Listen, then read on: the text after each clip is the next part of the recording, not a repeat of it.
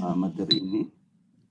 Hi, I'm Emerald Robinson, and in this What Is video, we'll try to answer the question, what is remote sensing? Remote sensing is any technique used to gather information about an object that does not require touching the object. Remote sensing can be done with devices either on the ground or on ships, planes, or even satellites. There are two parts to remote sensing. First, devices record radiation like light or heat from an object or area. And second, this data is analyzed to determine what it means. For simplicity, we can divide all of the devices used in remote sensing into two groups. In passive remote sensing, technology is used to record an object's natural radiation. An infrared camera on a tripod that records heat coming from a rock formation or an airplane flying over a rainforest that registers the sunlight reflected from the forest's canopy are examples of passive remote sensing. Active remote sensing takes place when a device sends out a signal in order to gather information about an object. A ship that sends sonar waves to scan the ocean floor uses active remote sensing, as do satellites that monitor hurricanes. Although you may not realize it, you benefit from the results of remote sensing almost every day. Meteorologists count on it to help generate weather forecasts. Police use it to catch speeding cars, and geologists use it to create maps of all kinds. A special type of remote sensing called light detection and ranging, or LIDAR, is a type of active remote sensing that uses lasers. LIDAR is used by everyone from farmers to help fertilize their crops to engineers who use it to help them survey the land. In fact, you're using a type of passive remote sensing right now. Human eyes and ears capture light and sound waves and allow us to detect information about an object without even touching it. For thousands of how-to and advice videos on any topic, visit. Jadi sebagaimana kita lihat tadi bahwa remote sensing itu sebenarnya sudah banyak kita gunakan ya. Jadi remote sensing itu di sini dijelaskan bahwa ada dua tipe remote sensing. Yang pertama adalah passive remote sensing, yaitu dia hanya memanfaatkan gelombang elektromagnetik dari lokasi yang diamati. Kemudian yang berikutnya adalah active remote sensing, yaitu dia memantulkan suatu sensor sehingga dia akan objek yang di remote itu dia akan mengembalikan sinyal yang telah dipantulkan tersebut. Jadi remote sensing itu kalau kita bisa jelaskan, saya kira udah pada minggu kemarin saya jelaskan bahwa bagaimana kita mengamati, bagaimana kita mempelajari suatu ilmu yang mempelajari tentang pengamatan terhadap suatu objek, ya, terhadap suatu objek tanpa menyentuh objek tersebut dengan menggunakan tentunya gelombang elektromagnetik. Di sini di dalam remote sensing kita akan coba mempelajari tentang bagaimana perkembangan tentang remote sensing, bagaimana cahaya yang dimanfaatkan dalam remote sensing, bagaimana sensornya dan citra-citra digital serta aplikasi dalam penggunaan remote sensing. Jadi remote sensing atau penginderaan jauh biasa dalam bahasa Indonesianya itu lebih jelas bahwa itu adalah ilmu yang mempelajari tentang karakter permukaan objek. Jadi ilmu ini mempelajari tentang karakter permukaan objek tentu tanpa melakukan kontak langsung dengan objek yang diteliti. Atau biasanya disebut bahwa boleh dilihat tapi jangan disentuh, ya. Itulah remote sensing. Dalam ilmu remote sensing yang banyak dimanfaatkan tentu dengan menggunakan alat bantu, ya, ada yang citra, ya, ada yang satelit, biasa juga kita menggunakan kamera, itu juga ada remote sensing, ya. Kita menggunakan drone dan sebagainya, itu juga remote sensing. Tentu memanfaatkan gelombang elektromagnetik dalam menampilkan objek atau karakteristik objek yang dihasilkan. Sehingga kalau kita lihat perkembangan dari remote sensing itu pertama itu berkembang dari 1839, yaitu merupakan fotograf pertama, ya, masih hitam putih waktu itu. Kemudian tahun 1858 berkembang lagi menjadi foto pertama dari atas udara dengan menggunakan balon udara, ya. Kemudian pada tahun 1903 kemudian berkembang lagi, ya, berkembang lagi dengan pesawat pertama melakukan pemotretan dari udara hingga pada tahun 1909 yaitu foto pertama dari pesawat. Ya. Dari situ juga kemudian di tahun 1903 sampai 04 itu dikembangkan lagi tentang foto udara yaitu dengan film yang infrared. Ya, disinilah mulai berkembangnya bagaimana kita mengidentifikasi vegetasi di situ. Kemudian foto udara ini kemudian digunakan dalam kepentingan Perang Dunia Pertama dan Perang Dunia Kedua. Kemudian untuk program luar angkasa itu mulai dilakukan pada tahun 1960 ya dengan penerbangan satelit luar angkasa. Kemudian di situ dilakukan pemotretan dari satelit. Jadi ini adalah perkembangan daripada remote sensing itu sendiri. Jadi perkembangannya sudah mulai beberapa jauh-jauh ribuan tahun yang lalu ya.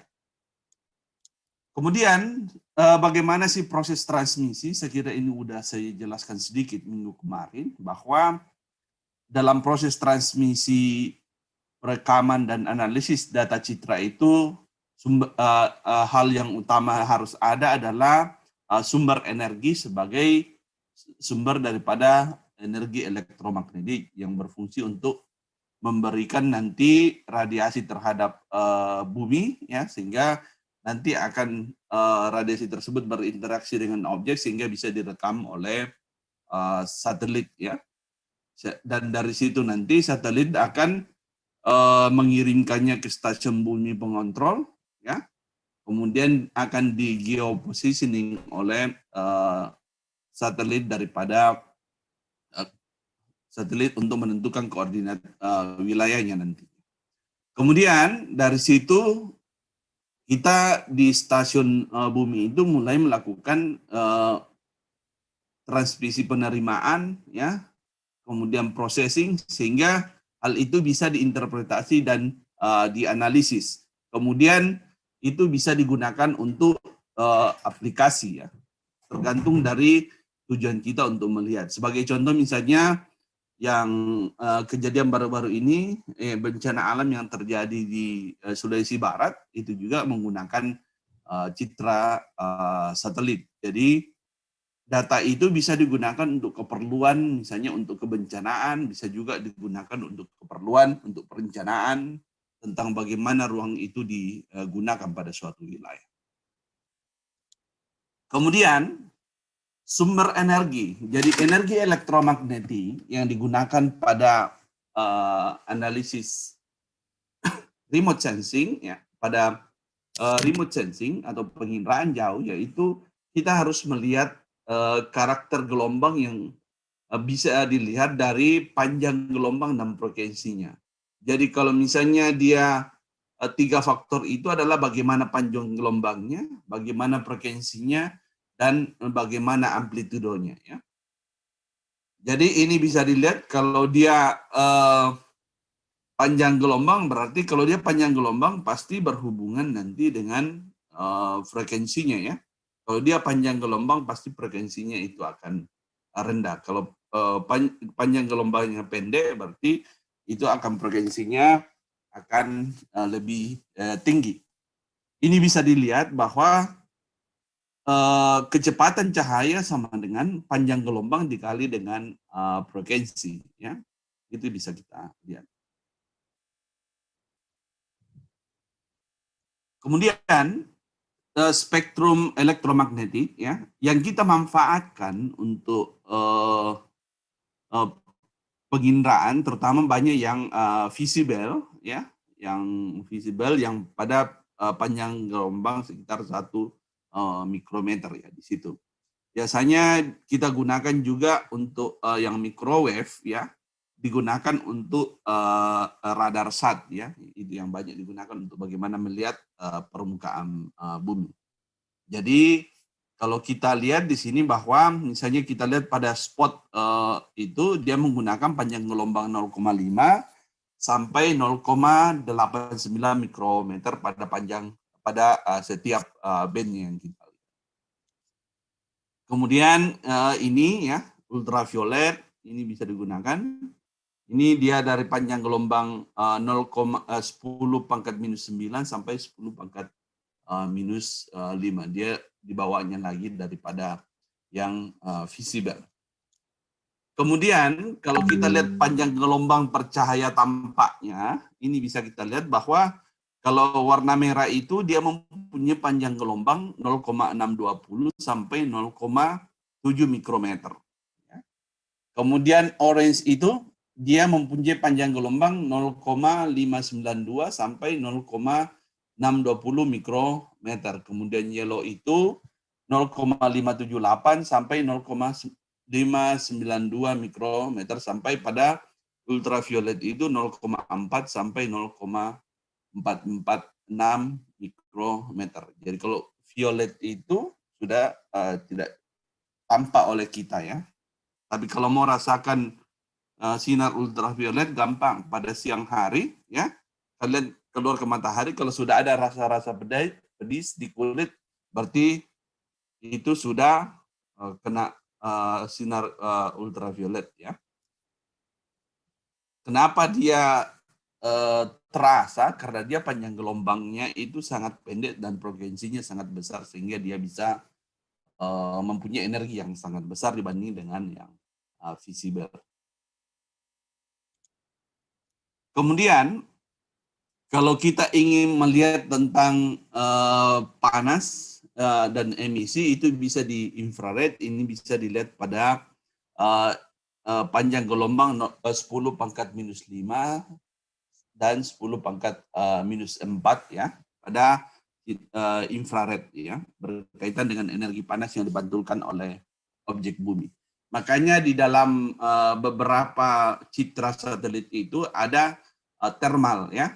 Jadi sebenarnya kalau kita ingin melihat perubahan thermal pada permukaan bumi dari tahun ke tahun, kita bisa menggunakan misalnya citra Landsat pada band 6-nya itu ada thermal, itu bisa kita gunakan untuk mengidentifikasi tentang panas bumi tersebut.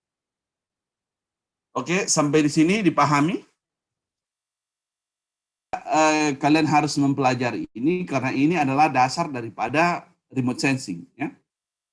Kadang-kadang kan biasa kita bilang kenapa band 1, band 2, band 3 berbeda dengan yang lain. Misalnya di citra Landsat 7 dia hanya memiliki 7 band tambah 1 pankromatik, sedangkan di band 8 itu dia sampai 14 band ya. Itu karena dia menggunakan panjang gelombang ini. Jadi kalau di Landsat 8 itu dia memperkecil tentang tiap bandnya itu dia perkecil intervalnya. Kemudian ada juga dia gunakan ditambah untuk coastalnya, untuk lautnya dia tambah perpanjang untuk ultravioletnya ke bawah. Jadi itu yang perlu kita tahu kenapa panjang gelombang ini itu penting dipelajari ya. Jadi kalau misalnya kita mengidentifikasi suatu vegetasi, itu bisa kita lihat panjang gelombang berapa dia bisa memantulkan misalnya cahayanya ya, warna apa yang dia pantulkan. Oke. Kemudian microwave ya, microwave ini biasa digunakan untuk LiDAR ya. Jadi kalau yang pernah belajar LiDAR, panjang gelombang yang digunakan adalah yang berada pada sekitar 1 cm ini ya. Kemudian secara matematik ya, kita lihat hubungan antara panjang gelombang dan frekuensi secara matematik bahwa panjang gelombang dikalikan dengan frekuensi itu adalah kecepatan cahaya. Jadi semakin tinggi panjang gelombang berarti frekuensinya akan semakin rendah. Kalau dia frekuensinya tinggi berarti panjang gelombangnya itu akan lebih rendah. Itu adalah cara untuk melihat. Kalau misalnya kita lihat microwave itu panjang gelombangnya tinggi, ya, panjang gelombangnya besar, tetapi pasti frekuensinya akan rendah karena itu adalah perhitungan dari kecepatan cahaya. Kemudian formula tersebut dapat diartikan bahwa bila panjang gelombang besar, ya, seperti yang saya jelaskan tadi, pasti frekuensinya akan kecil. Sebagai contoh misalnya kita lihat pada X-ray, ya, X-ray yang di bawah ultraviolet, itu dia sangat pendek, tapi dia mempunyai frekuensi yang tinggi, ya. Kemudian microwave yang sangat panjang, tetapi frekuensinya dia akan sangat kecil. Saya kira ini bisa kita lihat yang ini, ya. Jadi kalau dia microwave ini, dia frekuensinya itu dia panjang gelombangnya itu dia lebih panjang dibanding dengan yang X-ray, ya. Ini bisa kita lihat. Tetapi kalau kita lihat dari frekuensinya, ya, X-ray ini dia itu, ya, gamma atau X-ray ini dia mempunyai panjang gelombang yang frekuensi yang tinggi, yaitu 10⁻20, sedangkan microwave itu hanya sekitar dia 10⁻8, ya. Ini bisa kita lihat. Ini adalah perbandingan antara panjang gelombang dengan frekuensi. Ya. Kemudian lebih lanjut lagi kalau kita ingin melihat tentang energi cahaya yang berkaitan dengan frekuensi. Jadi energi itu sama dengan konstanta, ya, konstanta dari 6,626 kali 10⁻³ dikalikan dengan frekuensi. Jadi kalau kita ingin melihat energi, inilah energi yang bisa dikeluarkan, ya. Kita lihat frekuensinya. Kemudian cahaya dengan panjang gelombang besar mempunyai gelombang yang panjang, ya, tapi energi yang rendah. Saya kira udah kita lihat tadi bahwa sinar X gelombangnya pendek, tetapi energinya besar, ya. Kalau misalnya gelombang microwave tadi, dia mempunyai panjang gelombang yang panjang, tapi dia berenergi rendah, ya. Cara mudah memahaminya adalah kalau misalnya suatu rumah, ya, kalau orangnya besar-besar, berarti yang muat masuk itu pasti sedikit, ya. Tapi kalau suatu rumah itu orangnya di dalam kecil-kecil, pasti yang masuk itu akan banyak, ya. Kemudian di dalam radiasi dan atmosfer itu sebenarnya ada terjadi, ya. Jadi matahari itu masuk ke dalam atmosfer, di situ ada namanya perpendaran atau scattering, ya. Jadi partikel dalam molekul gas di atmosfer yang berukuran besar itu akan berinteraksi dengan cahaya, ya. Sehingga tidak 100% itu cahaya langsung mengenai permukaan bumi, ya. Dan menyebabkan perubahan arah daripada cahaya matahari. Jadi dia tidak secara tegak lurus, matahari lurus langsung masuk ke menembus daripada atmosfer. Karena kita tahu bahwa di atmosfer itu ada beberapa lapisan, ya.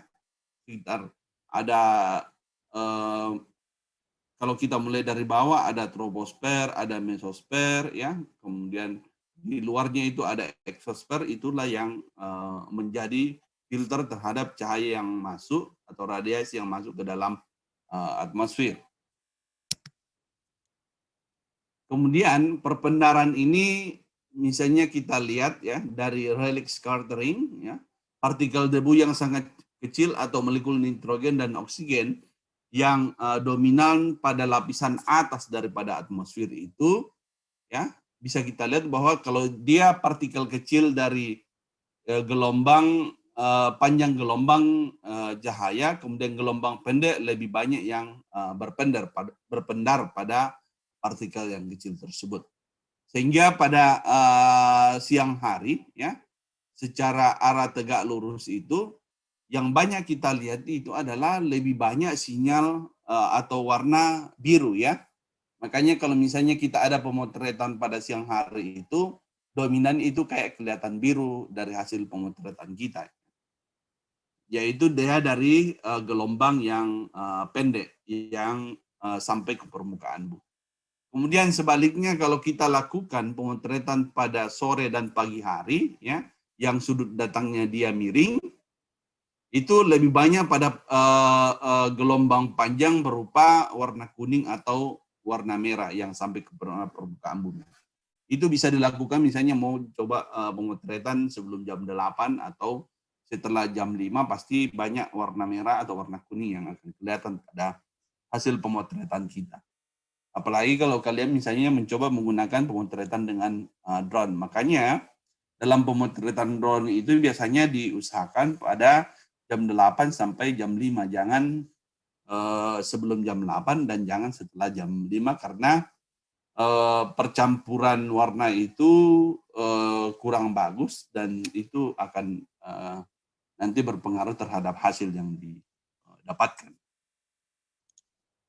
Kemudian perbendaharaan atau scattering, yaitu oleh partikel berukuran yang sama dengan gelombang. Kemudian ada cahaya ya berupa debu, tepung sari, asap, uap dan sebagainya.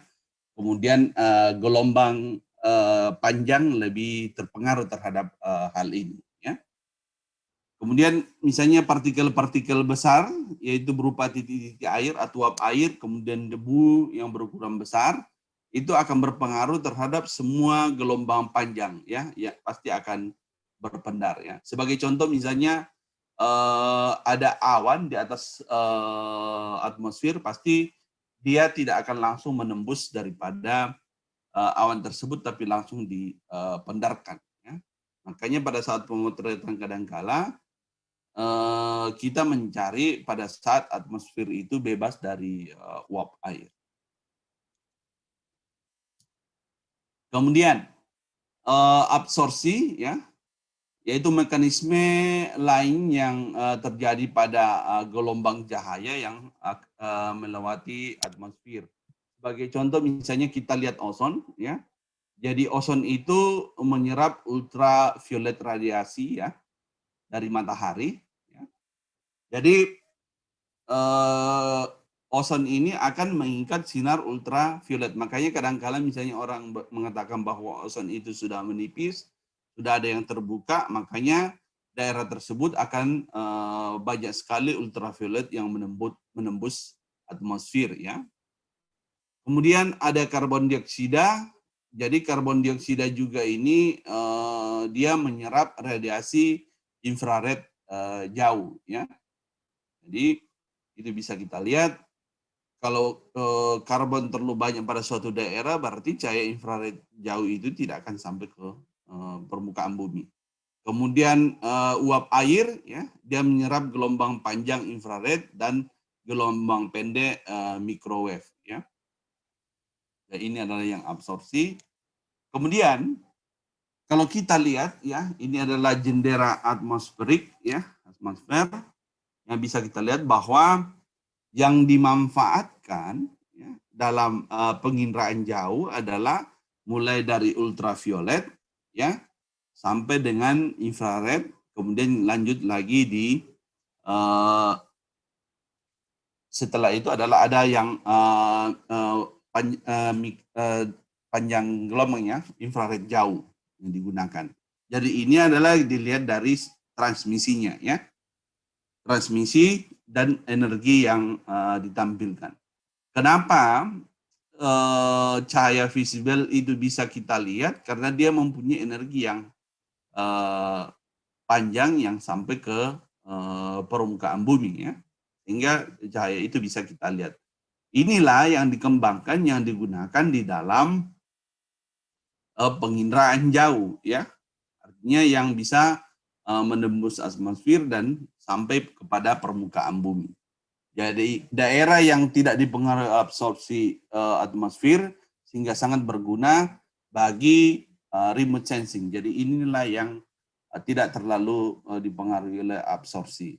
Karena kalau misalnya dia dipengaruhi absorpsi berarti tidak bisa digunakan dalam penginderaan jauh. Makanya ada yang pendek gelombangnya digunakan untuk melihat bagaimana tutupan lahan di bawahnya, kemudian ada yang panjang gelombangnya, bagaimana melihat permukaan yang tanah, ya, biasanya untuk topografi pada suatu wilayah. Ya. Jadi kalau ingin melihat vegetasinya, kita menggunakan yang gelombangnya pendek, ya. Tetapi kalau ingin melihat bagaimana topografinya, kita menggunakan gelombang yang panjang. Ya.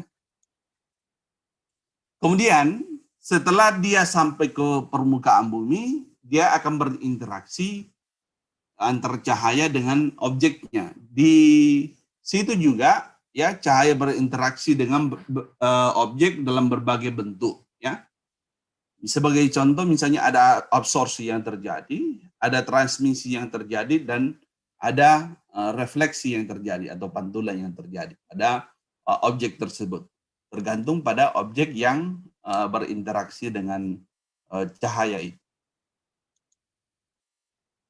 Kemudian kalau kita lihat pada refleksi atau pantulan, ya, atau biasa disebut sebagai specular or mirror-like reflection, ya. Ini adalah permukaan yang halus, ya, yang hampir semua energinya itu dipantulkan kalau dia halus, tergantung dari permukaannya. Sebagai contoh misalnya jalan, ya, itu bisa hampir sebagian besar itu dia pantulkan, ya. Jadi kalau dia pantulkan semua itu bisa kita lihat bahwa bentuknya bagaimana. Kemudian kalau kita lihat pada vegetasi, pantulan dan refleksinya, jadi difusi or reflection-nya, apabila permukaan kasar, kemudian gelombang cahaya akan dipantulkan ke segala arah. Beda kalau dia halus, dia langsung dipantulkan kembali. Kalau dia kasar, tergantung daunnya, itu akan dipantulkan. Coba kita lihat lebih lanjut. Interaksi cahaya dengan objek, ya. Jadi seperti yang dijelaskan sebelumnya tadi, bahwa panjang cahaya yang digunakan untuk melihat tutupan lahan itu adalah yang cahaya tampak sampai infrared. Jadi cahaya dari matahari itu atau radiasi dari matahari itu, dia itu bisa berupa warna biru, ya, hijau, green, kemudian merah, infrared jauh, ya. Kemudian yang dipantulkan kembali sehingga kita melihat pohon itu hijau adalah dia memantulkan green dan infrared jauh, ya. Makanya kalau kita ingin melihat vegetasi dengan menggunakan citra satelit, yaitu kita bisa lihat di kehijauannya, atau lebih bagusnya itu bisa kita lihat di infrarednya, dia akan warna merah, merahnya akan berbeda dengan yang tutupan yang lain. Kalau kita lihat di daun, ya, sama halnya tadi dengan di pohon yang kita lihat, bahwa dia itu menyerap cahaya biru, blue, dan menyerap cahaya merah, ya, sehingga dia hanya memantulkan cahaya hijau dan infrared. Inilah kenapa kita bisa melihat vegetasi itu warna hijau, ya, karena dia memancarkan warna hijau. Oke, kalau kita lihat interaksinya misalnya air, ya, kenapa air itu bisa kita bisa lihat jernih sampai ke dasarnya? Kenapa air itu tidak bisa lihat ke dasarnya? Karena pantulan radiasi itu bisa mendeteksi apa sih sebenarnya yang ada dalam air, ya. Jadi misalnya ini kita lihat dia masuk ke dalam air, ada blue, green, red, ya, infrared, itu dia akan menembus air, ya. Kemudian dia akan banyak memantulkan warna biru. Makanya biasanya semakin dalam laut itu kita akan melihatnya itu dia dekat-dekat ke biru, ya. Kalau misalnya dia lautnya yang dalam sekali, dia akan memantulkan semua cahaya, berarti kalau semua cahaya itu dipantulkan, berarti dia akan kelihatan hitam. Ya. Kemudian, misalnya airnya keruh, ya, akan kelihatan pasti berbeda dengan yang lainnya, makanya cahaya yang bertambah dipantulkan itu adalah cahaya yang warna merah, ya. Warna merah dan warna hijau, sehingga bisa kita lihat, oh ternyata airnya ini dia ada sedimentasi di bawah. Jadi kalau air itu adalah gelombang panjang yang merah, di sinar tampak lebih banyak diserap dibandingkan dengan yang gelombang biru. Jadi memang bahwa yang banyak diserap itu adalah gelombang panjang merah ya, dan infrared jauh banyak diserap. Kemudian kenapa kita lihat dia warna biru? Karena gelombang pendek birunya itu yang banyak dipantulkan di situ. Kemudian kalau kita lihat di sementasi akan sangat membingungkan bagi kita karena air keruh akan mempunyai nilai refleksi yang mirip dengan air dangkal. Ya. Makanya kadang-kala misalnya kita lihat misalnya bilik-bilik ini dangkal atau dia keruh ya. Makanya dalam penginderaan jauh itu ada namanya ground truth-nya ya. Jadi kita harus ada survei lapangan ini untuk melihat kondisi lapangan bagaimana sih sebenarnya. Ini udah. Oke. Jadi kalau kita lihat bagaimana membedakan objek yang berbeda itu di sini bisa kita lihat bahwa kalau kita ingin melihat ya vegetasi, kita ingin membedakan dengan air ya, itu bisa kita menggunakan misalnya pada panjang gelombang antar 0,5 sampai 0,6 ya. Di mana cahaya daripada cahaya hijau daripada vegetasi itu akan kelihatan warna hijau yang dominan dibanding dengan air. Kalau misalnya kita ingin melihat air berarti gunakan band yang lebih antara 0,4 0,45 lah, 0,44 ya di sini. Biasanya di band 1 itu ada air. Kemudian band 2 itu dia itu warna hijau ya, itu yang digunakan. Biasanya di band 3 ya, 3 ya. Tapi tergantung citranya itu dia pada panjang gelombang berapa. Kalau dia bandnya berada di sini untuk band 2, berarti dia pada panjang gelombang ini. Kemudian kalau kita ingin lebih kelihatan lagi bahwa dia ini betul-betul vegetasi, ini adalah air, ini pada infrared. Makanya pada analisis indeks vegetasi ada INDVI, dia itu menggunakan band infrared ya. Dia menggunakan band infrared dan near infrared ya, infrared jauh dan infrared. Itu band Landsat band 3 dan band 4 ya. Ini yang dia gunakan. Untuk Landsat 7 ya, itu band 3 dan band 4. Kalau dia Landsat 8, kalau nggak salah band 5 dan band 6. Itu bisa dilihat dari nanti panjang gelombangnya berapa, itu bisa kita lihat di citra tersebut. Sehingga dengan memahami sifat refleksi setiap benda, kita bisa membedakan benda tersebut dengan membandingkan refleksinya pada panjang gelombang tertentu. Ini bisa dilihat bahwa misalnya air akan susah membedakan dengan vegetasi bila hanya menggunakan daerah yang tampak saja ya, dari yang warna biru ungu ini ya, yang warna biru dalam ruang warna ungu ini ya. Namun akan dengan mudah dibedakan untuk memakai infrared ya, memakai infrared. Jadi ini bisa melihat bahwa itu betul air, itu adalah berair. Jadi ini juga biasa digunakan untuk membedakan tanaman yang dia hidup di air, kemudian tanaman yang tidak hidup di air, itu bisa digunakan di sini.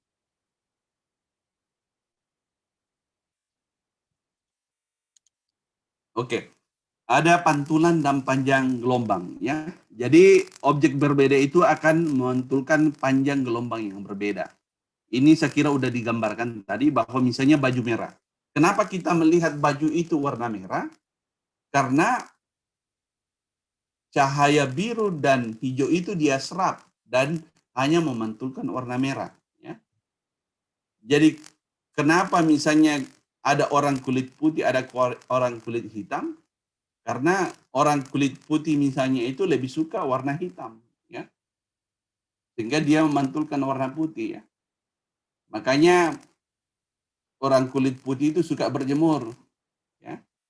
orang kulit hitam itu suka yang putih-putih. Ada yang suka putih-putih di sini? Hah?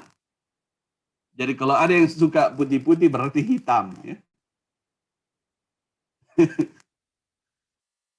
Oke, kita lanjut. Intermezzo saja ya. Kemudian misalnya vegetasi. Ya. Jadi vegetasi, dia itu kelihatan hijau karena dia menyerap warna biru, menyerap warna merah, dan hanya menyerap sebagian kecil warna hijau, yang banyak dipantulkan kemarin. Kemudian dia akan memantulkan banyak cahaya infrared. Makanya vegetasi tadi itu untuk melihat perbedaannya dengan air banyak pada infrared ya. Gitu. Jadi kita tahu bahwa mata kita ini memiliki keterbatasan untuk melihat spektrum cahaya yang tadi ya. Namun dapat diukur dengan sensor tentunya, dengan sensor daripada penginderaan jauh. Ya, dengan modifikasi daripada sensor cahaya itu bisa dilihat lewat situ. Ya. Sekarang kan ada sensor untuk melihat hantu ya. Itu kan tidak bisa dilihat oleh manusia, tapi sensor itu bisa mendeteksi. Kemudian teknologi remote sensing, ada yang aerial photography ya. Jadi dia di bawah atmosfer dilakukan, kemudian ada satelit image ya, dan menggunakan satelit yang di atas daripada atmosfer. Jadi teknologi remote sensing yang dijelaskan pertama tadi itu ada dua, ada yang passive remote sensing. Ya. Jadi satelitnya hanya tinggal di situ, kemudian dia akan tanpa memberikan gelombang, dia akan mendeteksi apa yang dia lihat. Kemudian kalau active remote sensing, dia memantulkan gelombang sehingga dia akan menerima pantulan dari gelombang tersebut. Itu adalah active remote sensing. Kalau pasif dia enggak, hanya menerima saja. Ya. Jadi kalau misalnya citra itu bisa dilihat berupa Landsat, Spot, NOAA, dan IKONOS. Ya. Kalau misalnya dia yang active remote sensing berupa data radar, misalnya JER, RadarSat, ya, RadarSat, SIR, dan lain-lainnya yang mempunyai mempunyai sensor yang berupa active remote sensing. Kemudian coba kita lihat salah satunya adalah yang passive remote sensing, yaitu citra Landsat. Yaitu satelit Landsat itu pertama itu diluncurkan pada tahun 1972 ya. Di mana citra Landsat pertama ini, citra Landsat saat ini bertugas sampai pada tahun 1978. Kemudian generasi Landsat sampai saat ini ada 8 generasi ya. Sampai saat ini Landsat 4 dan Landsat 5 yang masih beroperasi, kemudian ada Landsat 6 ya yang terjadi kesalahan failure ya, kesalahan atau tidak bisa diterbangkan pada tidak bisa melakukan pemotretan pada eksperimennya, pada peluncurannya. Kemudian ada Landsat 7 ETM ya. Kemudian ada Landsat 8 yang dimulai beroperasi pada tahun 2013 untuk menggantikan Landsat 7 yang mempunyai stripping ya. Dia ada stripnya, jadi dia tidak bagus hasilnya, tapi strip itu biasanya dia untuk digunakan, dia menggunakan fill and gap. Kemudian diluncurkan Landsat 8 2013. Jadi kalau kita ingin membandingkan citra yang sama dengan, misalnya ingin melihat perubahan, ya, biasanya itu kita melihat lebih bagus kalau kita melihat citra yang mempunyai kualitas yang sama. Misalnya Landsat 8 dibandingkan dengan Landsat 8. Misalnya biasa ada masalah yang terjadi pada saat misalnya kita menggunakan NDVI pada Landsat 7, kemudian dibandingkan dengan NDVI pada Landsat 8, biasanya ada perbedaan sedikit masalah di situ, sehingga hal itu sebenarnya tidak bagus untuk digunakan. Makanya kalau ingin melihat perubahan, bagusnya misalnya Landsat 8 kita gunakan untuk 2013 misalnya, kemudian kita melihat untuk 2021 saat ini kan itu sudah 10 tahun, itu bisa bagus sekali untuk melihat ya. Kemudian kalau kita lihat pada Landsat 7 ya, ini Landsat 7 itu berada untuk cahaya tampaknya biru 0,45 sampai 0,54. Jadi kalau kita ingin melihat vegetasi ya, di RGB-nya itu supaya dia akan kelihatan green, berarti kita gunakan band 2-nya. Bandnya itu pada yang kedua itu adalah yang green ya, berada pada band 2 ya. Kemudian red-nya itu berada pada band 3, biasanya digunakan untuk di sini nantinya. Tapi kalau kita ingin melihat bagaimana dia perbedaannya dengan vegetasi dan air, kita gunakan yang near infrared, yaitu pada panjang gelombang 0,9 sampai 0,76 sampai 0,9 yang di sini ya, sehingga akan kelihatan bahwa oh ini vegetasi, ini air, bisa itu yang bisa kita lihat. Makanya di dalam NDVI dia menggunakan dua band ini, yaitu band 3 dan band 4 dalam mengidentifikasi vegetasi, sehingga bisa kita lihat kalau dia semakin panjang, semakin besar dia punya nilai, berarti dia itu lebih bervegetasi. Kalau dia semakin rendah, berarti dia itu tidak bervegetasi. Kemudian kalau kita lihat Landsat, ya, Landsat itu dia tadi ya berbeda dengan yang Landsat 8 berbeda dengan Landsat 7. Ini yang saya bilang. Kalau misalnya kita menggunakan NDVI untuk Landsat 8, bukan band 3 dan 4 yang digunakan. Ya. Tetapi yang digunakan adalah band 4 dan band 5. Ya. Jangan sampai kalian pada saat melakukan analisis NDVI, karena terlalu terpaku pada Landsat 7 sebelumnya atau Landsat sebelumnya, bahwa band 3 dan 4 itu adalah untuk NDVI, hasil kalian akan salah.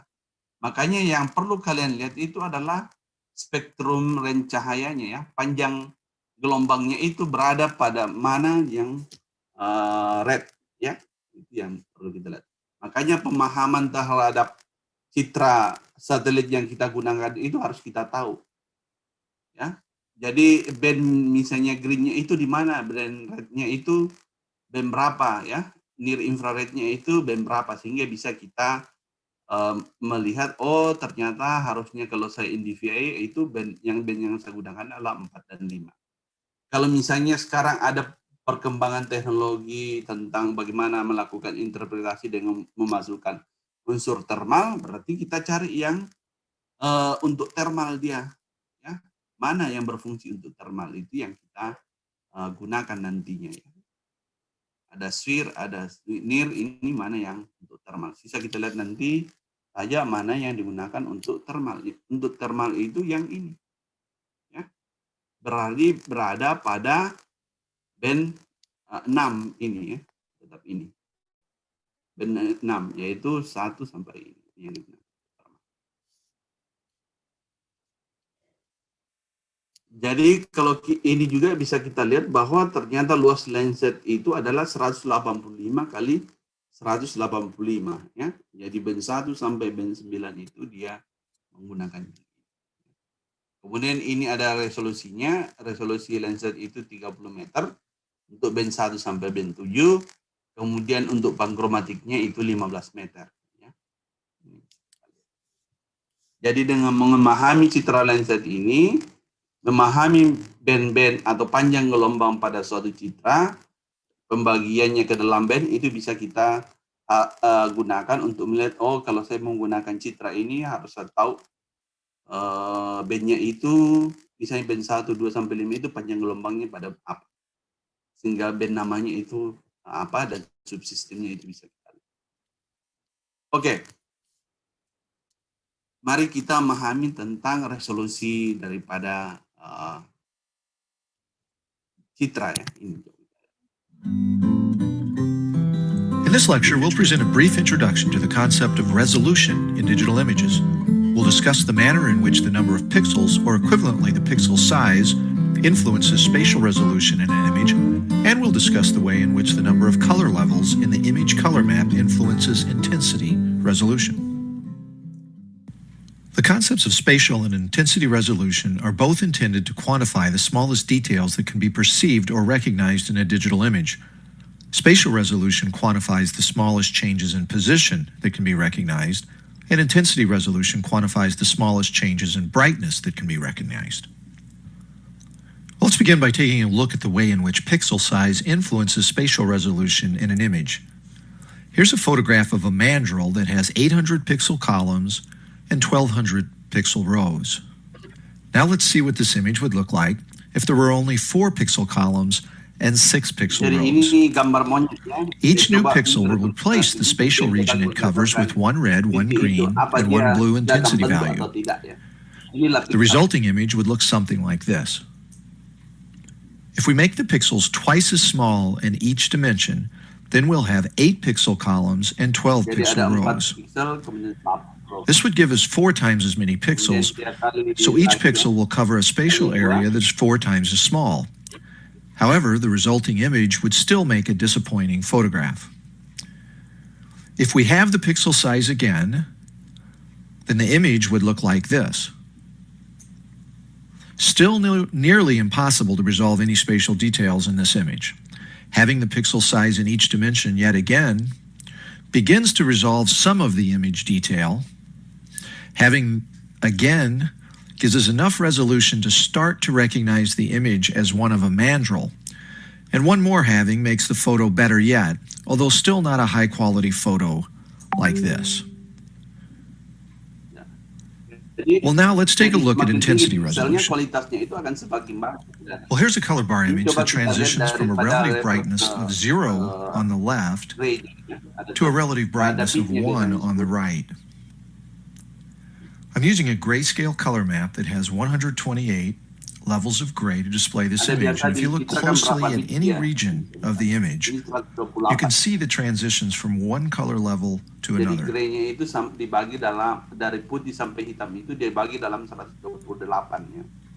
Well, here's what the color bar looks like with 64 levels, with 32 levels, with 16, 8, 4, and 2. Now for fun, let's take another look at the color bar with 4 gray levels. This image illustrates an interesting optical illusion. The 2 color patches in the center of the bar have a uniform intensity throughout. However, it's common for someone to perceive these regions as being brighter at their boundary with a dimmer color and dimmer at their boundary with a brighter color. Here, for example, is what this region looks like when we isolate it from its neighboring regions.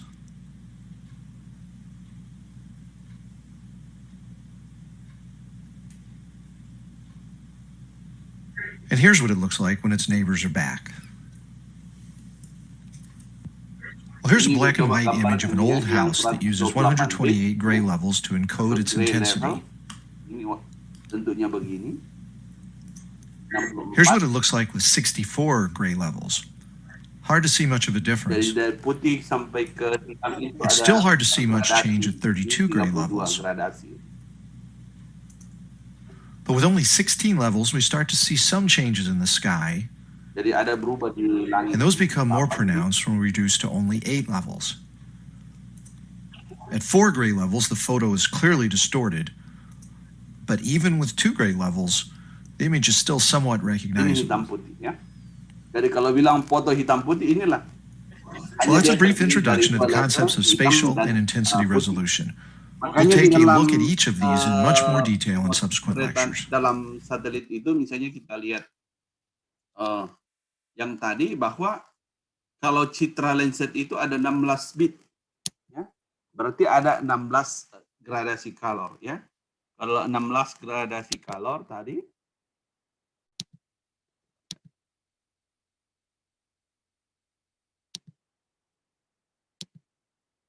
dia akan begini misalnya bentuknya, image yang Anda lihat di bawah. Jadi 16 gradasi color tersebut. Oke. Jadi itu bisa dilihat sebagai gambaran bahwa kayak ini ya. Jadi ini adalah pixel, ya misalnya kita zoom lebih jelas ke bawah, hanya akan kelihatan kotak-kotak ini nanti. Ya. Jadi data direkam ke setiap bandnya komputer dengan kemampuan 8 bit, maka data terkecilnya adalah 00 dan data terbesarnya adalah 25, ya 255. Ini nanti yang akan kelihatan angka dan nomor di dalam pixel tersebut. Pada saat kita klik itu akan kelihatan angka dan nomor. Saya coba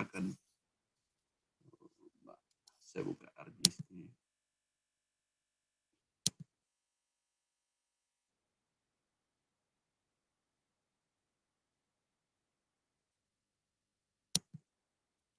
Jadi hanya akan kelihatan angka dan nomor nantinya. Jadi data digital yang direkam dalam bentuk regular grid yang disebut sebagai picture element. Jadi ini adalah picture element atau biasa disingkat sebagai pixel, ya. Jadi resolusi pixelnya itu berapa kali berapa, kemudian bitnya berapa. Ini menandakan nanti berapa nilai yang ada di situ, ya. Kemudian disimpan dalam layar terpisah atau channel atau band, ya, yang mewakili panjang gelombang yang berbeda. Jadi tiap layar adalah gradasi warna hitam putih kalau dia dipisahkan antara satu layar dengan yang lainnya. Setelah dikombinasikan baru dia akan menghasilkan warna, ya, sesuai pada panjang gelombang yang digunakan. Saya akan coba. Adalah sebenarnya yang dibilang tadi bahwa dia itu setiap bandnya itu dia panjang gelombangnya ini adalah band ini, ya, gunakan dia bandnya ada band 1 sampai band 4, ya. Ini panjang gelombangnya saja. Coba saya off-kan. Ini hasil drone. Jadi kalau kita klik ini, dia akan mengeluarkan informasi ini. Pixel value-nya berapa, kemudian stretch value-nya berapa ini, ya. Untuk band 1, dia itu ada misalnya yang hitam ini kita lihat, berarti dia stretch-nya 0, pixel value-nya dia 61. Ada nilai yang dia keluarkan seperti yang dijelaskan tadi. Tapi pada saat kita melakukan stack overlay-nya itu, dia akan memunculkan warna yang ada sesuai dengan pemanfaatan. Kemudian ada yang disebut sebagai resolusi daripada citra itu, ya kita lihat pada kotak yang terkecilnya, ya. Ini kita lihat sampai kotak, ya, ini akan ada kotak, ya. Jadi resolusi citra itu ini bisa kita ukur bahwa resolusinya itu berapa, ya. Nah,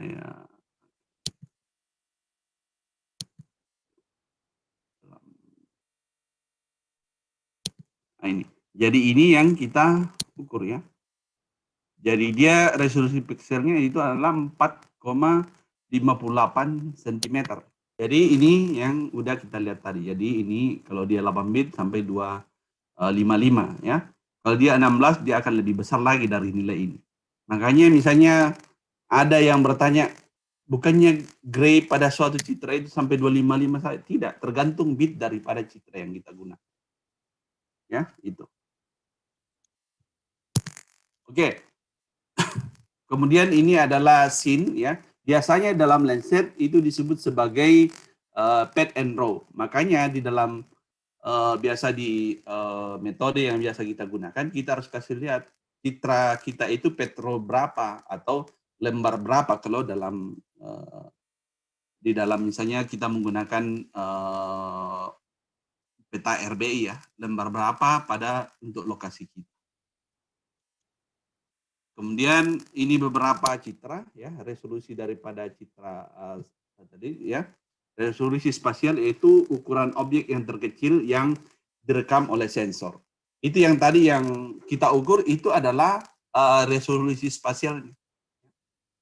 4,8 cm per pixelnya. Jadi kalau pixelnya berapa, oh resolusinya itu. Landsat misalnya satu pixelnya itu adalah 30 meter, ya.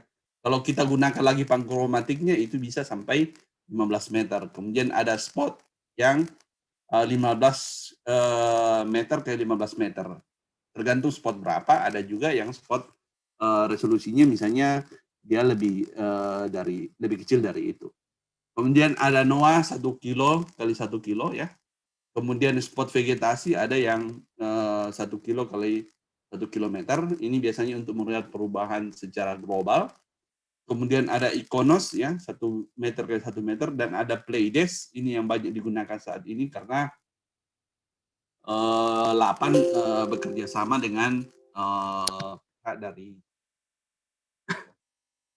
luar untuk pengadaan ini. Jadi pemerintah sekarang untuk mengefisiensi anggaran penggunaan untuk pembelian citra, pemerintah langsung menunjuk pihak LAPAN untuk pengadaan citra untuk seluruh Indonesia. Jadi Pleiades ya, ini Pleiades banyak digunakan untuk melihat bagaimana fenomena bencana alam yang terjadi pada suatu wilayah karena dia mempunyai resolusi yang tinggi ya. Resolusi yang sangat-sangat tinggi sehingga ini digunakan dalam. Kemudian ada foto udara, ini dari dulu, ini bisa kita lihat ya. Kemudian ada Iconos ya. Kemudian ada Landsat, ada Iconos ya, ini perkembangan yang banyak ya, dan ada menggunakan drone. Teknologi drone saat ini memberikan kita sebagai orang yang bergerak di bidang penginderaan jauh atau remote sensing itu mudah sekali mendapatkan data ya. Bisa melakukan secara time series ya, bisa melihat perubahan dari waktu ke waktu tanpa terlalu terpengaruh terhadap ketersediaan data yang diambil dari satelit. Cuma memang masalahnya bahwa di dalam drone itu ada aturan yang harus kita patuhi. Ada PP 37 yang mengatur tentang penerbangan di ruang udara, ya, itu yang harus kita patuhi, dan kedepannya mungkin ada registrasi terhadap semua drone yang digunakan sehingga bisa ditahu bahwa misalnya suatu kejadian yang terjadi misalnya di airport yang kemarin yang kelihatan di Garuda itu tidak fatal terjadi kayak demikian. Jadi semua orang mengetahui bahwa oh ternyata menerbangkan drone itu harus di luar control space ya, jangan di dalam yang control space. Ketinggian maksimumnya itu harusnya di bawah 120 ya. Apalagi kalau tidak memiliki license ya, itu pasti belum memahami tentang bagaimana menerbangkannya. Apalagi belum membaca tentang PP 37 tersebut ya. Karena ini menyangkut tentang keselamatan